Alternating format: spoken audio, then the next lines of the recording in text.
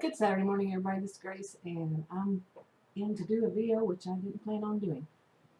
But it's about basically not taking the time to process after ending a toxic relationship. It doesn't have to be romantic or anything along that line. Just any toxic relationship. Not taking the time to process it, instead going into another one. Now, you know, I'm not a healthcare professional provider, neither are my dogs. So he had his opinion, didn't he? But read the disclaimer in the description box below this video on YouTube. And it's just my opinions and my experiences along that line. But anyway, of course, you know, I was a student. I've mentioned this before. I was a student a career student in psychology and sociology.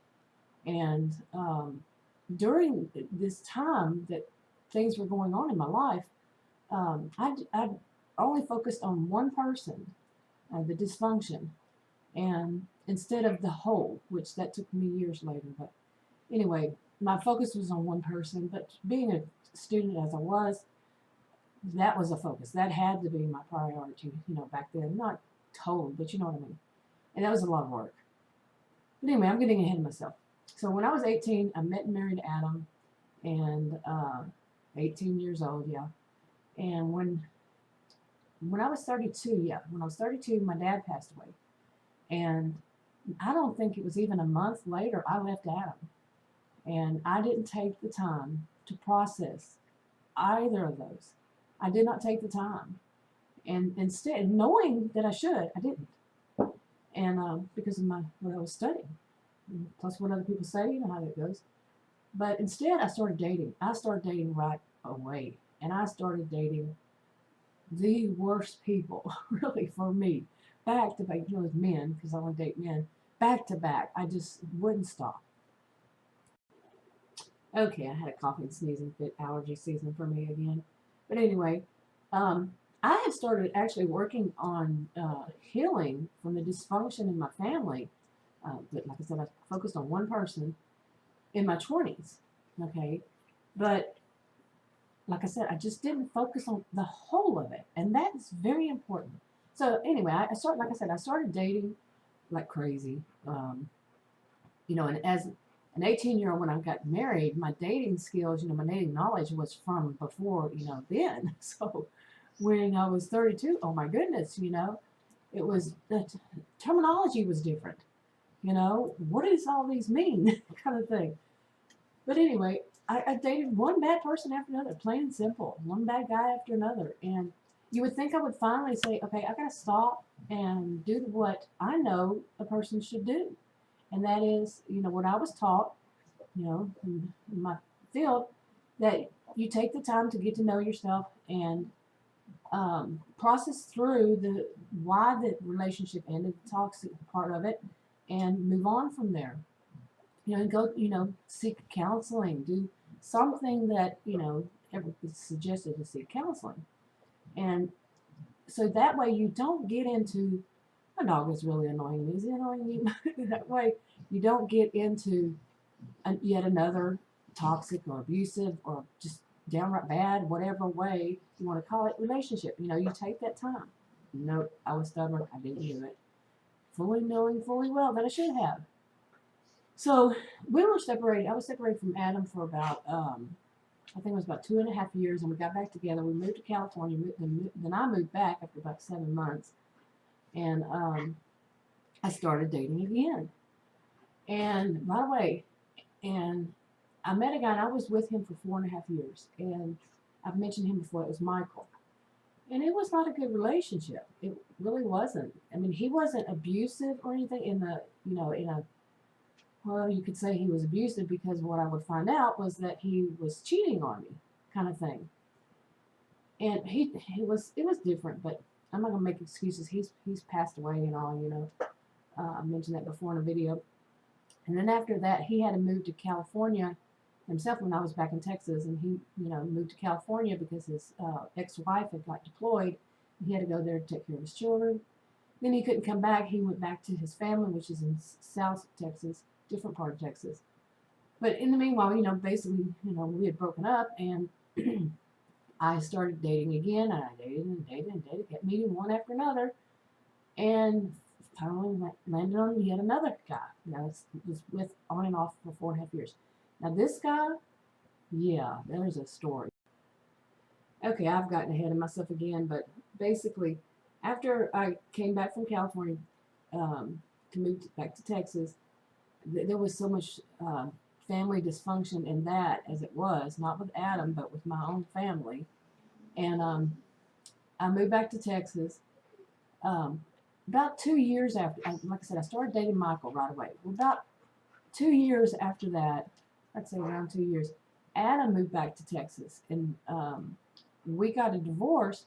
And a month later, he bought this house. So, yeah. But I was still dating that other guy. Okay, we both moved into this house. Me and Adam, not Michael, but me and Adam moved into this house at the same time. I moved in with him. In other words, God, my dogs are distracting. Oh man, and the allergies. But anyway, so it was very dysfunctional in and of itself. And you would think there's a stubborn side to this, and plus I'm trying not to do the thing of blaming the victim, because the men I dated were bad.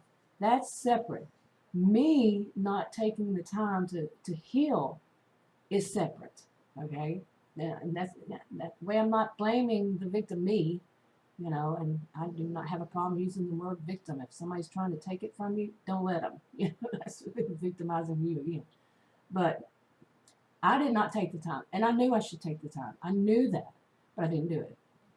So after Michael, he had to go to California himself and everything, and I was living here with Adam. I'd actually moved out for a year after we moved in, and then came back. Um, but Adam and I had a big fight and everything, and I actually left and met this next guy, Steven, that same day. That was where was my brain? I look back at all this now and I say, where was my brain? I really do. But I mean, it's not funny. I have this laughter. You all know that. But really, what was I thinking? I knew better. I knew better. But I did it anyway, and I met this man, and I already had some ideas, and he'd actually given me some, that he was not a good guy. But my brain was not thinking then. I was simply not thinking because I hadn't taken the time to process. I hadn't taken the time to get to know who I am, to realize what my own problems were. We're not perfect human beings, just because we're victims, we're not perfect. And that's not blaming the victim, putting it, like I said, one's on one side, the other's on the other side. I just didn't take the time, and he wound up being a really bad guy. Okay, I got my dogs to go outside. So, anyway, Stephen. Okay, this guy. So I met him right after having an argument with Adam and everything, knowing full well I should not do that. And, Adam and I were not a couple. Okay, I gotta stress that. We were not a couple. We've been more like family. We've known one another 34 years. It'll be 35 in October.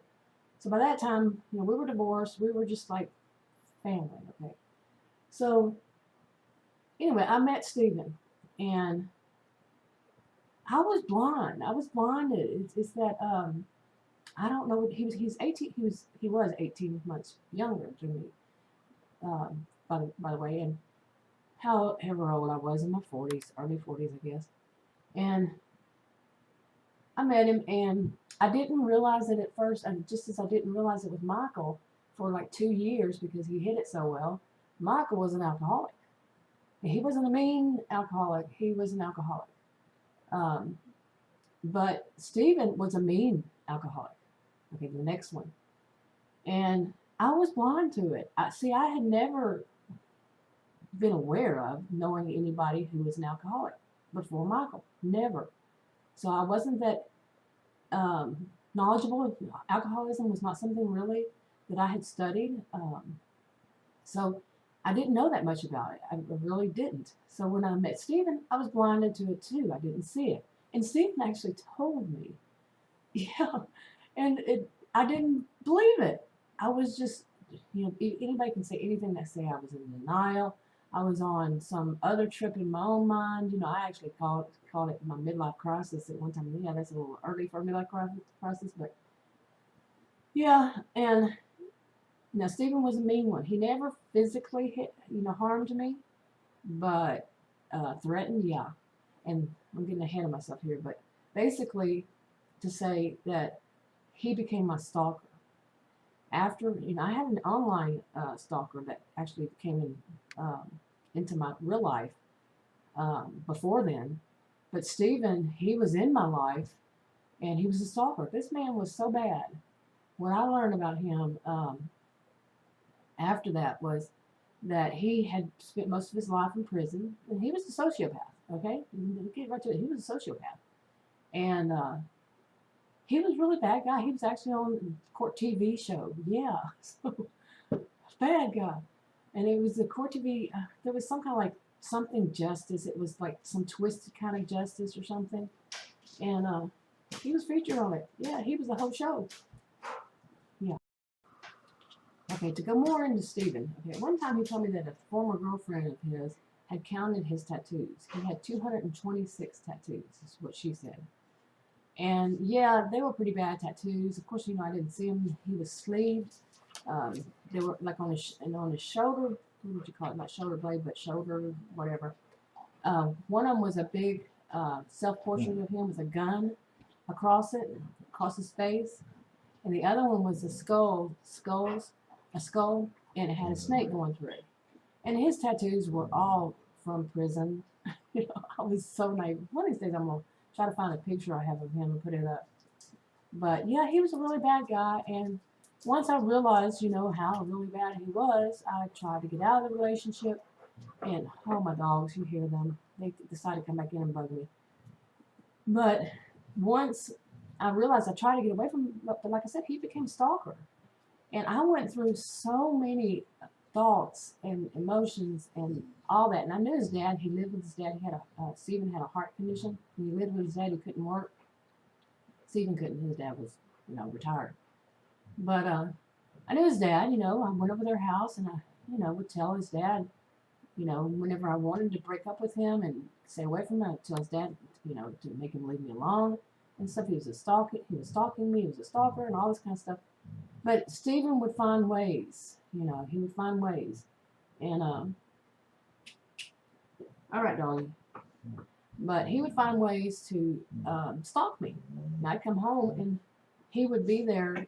And wherever I lived, I moved around a lot and things like that. But, yeah, and I went through a phase of saying, okay, keep your friends close, keep your enemies closer. I went through that phase, of it. And that was a bad idea. And then I went through a time when my brain was just so twisted that I would date him like I was dating him, the stalker. And yeah, it was a twisted time in my life. And eventually, he threatened me. And he had made threats to me before, like that if I didn't let him in the door, he was going to scale the walls. That's what the way he put it, scale the walls and come and hurt me. And he made some threats that I don't even want to repeat. I don't want to re-traumatize myself. And but it just went on and on.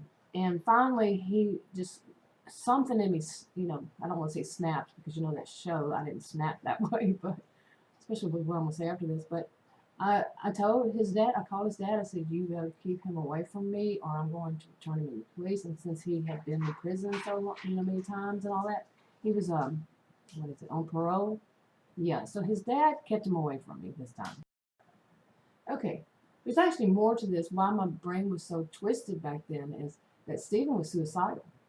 And I can start with the first one. It was around, I think, the first holiday, and that's when I had figured out that this is a bad guy for me, and everything, and, went away. I didn't know how bad it would get until after that.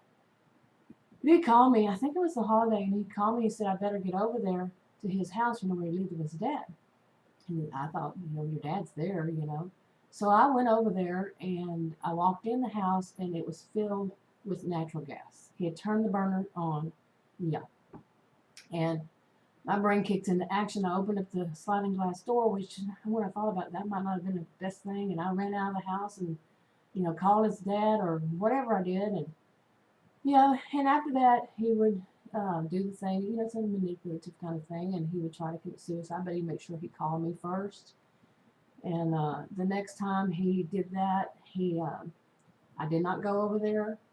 I refused to go over there. And next thing I know, basically he had taken a thing. His dad was gone again, and he had taken a gas tank, oh, what is it? You store gas in, whatever it's called. The word's not coming to my brain right now. Container, whatever. And he had called the police on himself. Since I wouldn't come over, he called the police on himself, and had the police and the fire department come out there, and they were, the police were trying, had a gun on him, trying to get him to stop. The fire department was there because of the gas that he had, and gasoline. And basically, he wound up throwing the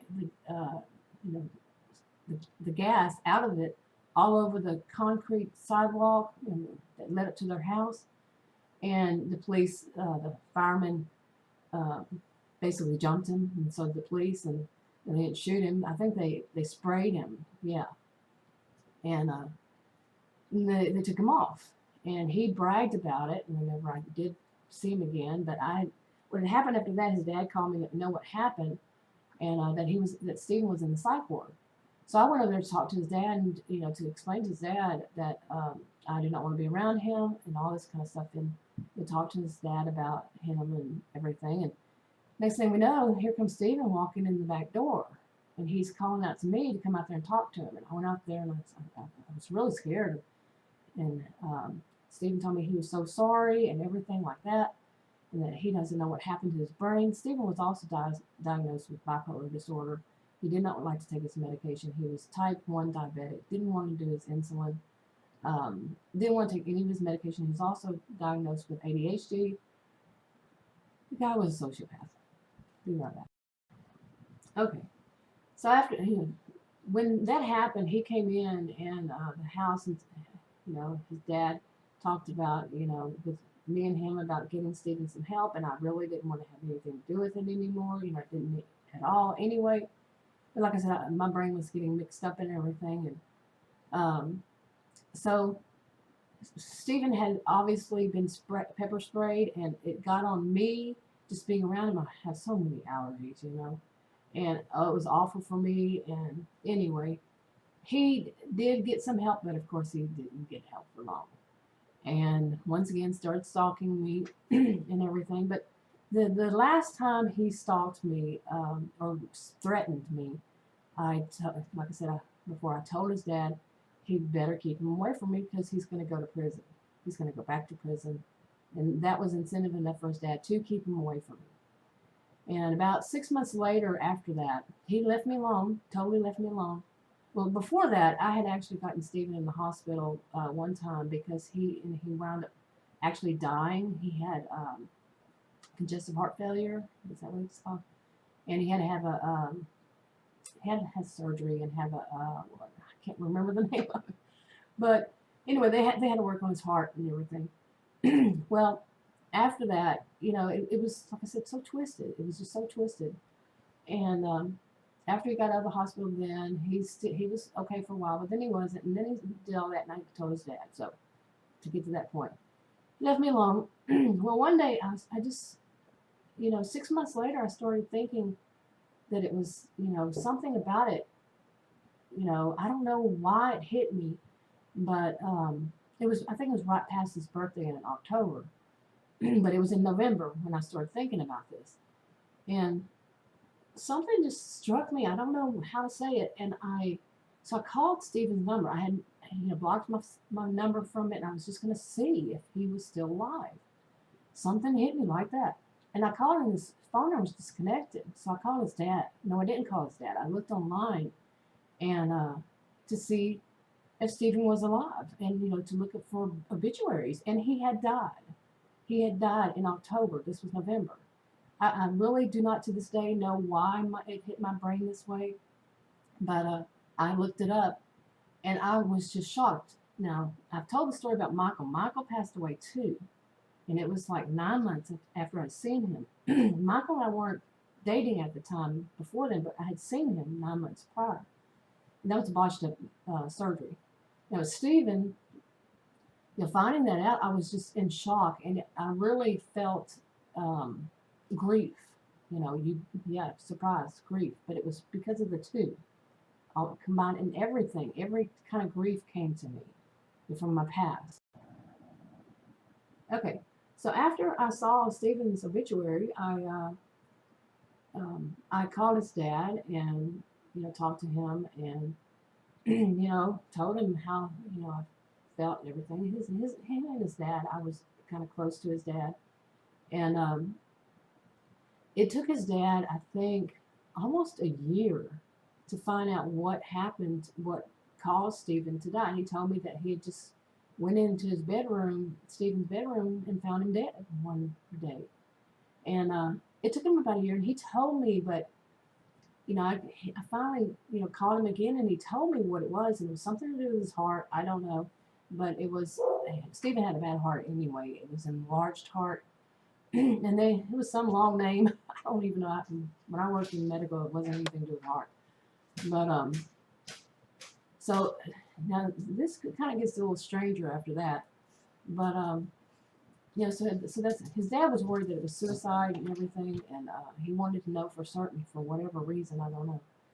But about I don't know. I was taking some classes, so that happened in I think it was 2010, and then in 2012 I was taking some classes or a class, and I had to drive past every time I went to that class. I had to drive past where Stephen's dad lived.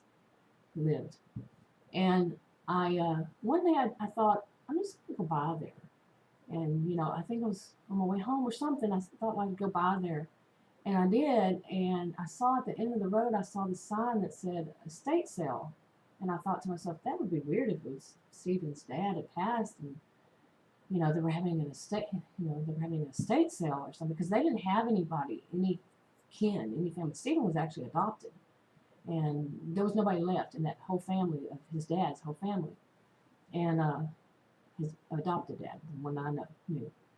And so I went by there, and sure enough, it was his house, and he had passed away, and they were auctioning off, or not auctioning, I don't know if it was auctioning or what, but I went into the house and walked around, and oh my God, memories were flooding into me, and flashbacks and stuff, and some of my stuff was actually in the house and everything, and yeah, it was one of those moments, and in a way it kind of felt like a closure, a moment of closure, even.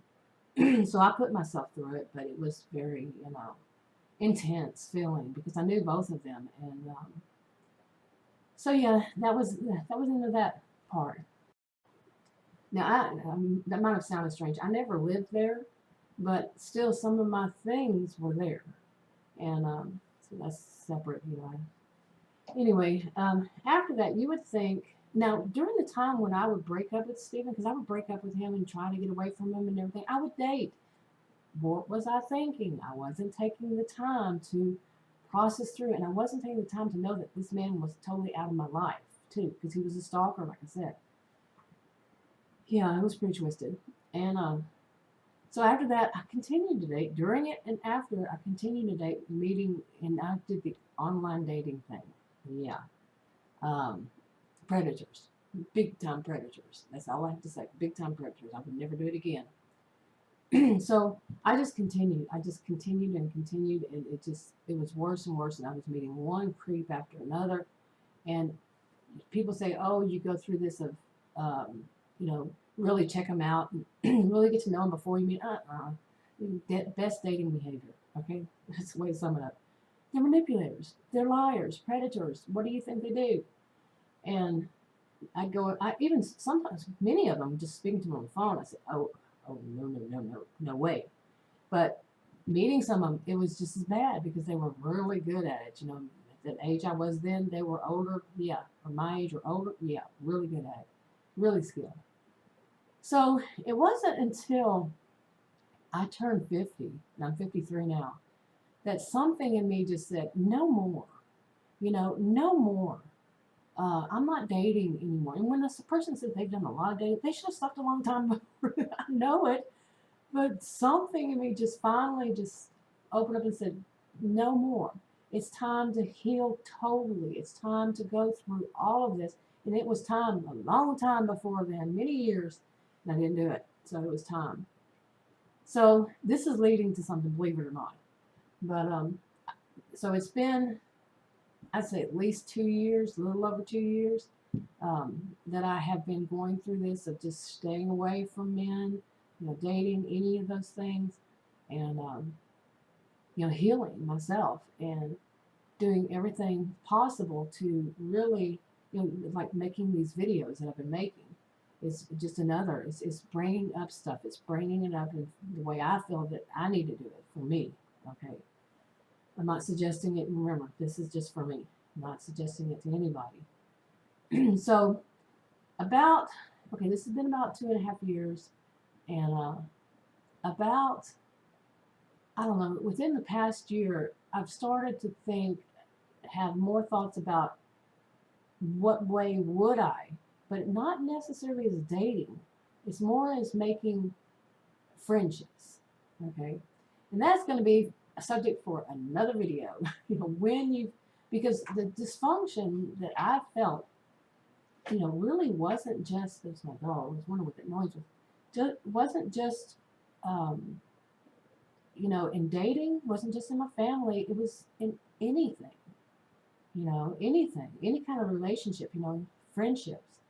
So my mind is now saying to start off with friendship. And like I said, that'll be a subject for another video. Talk to y'all later.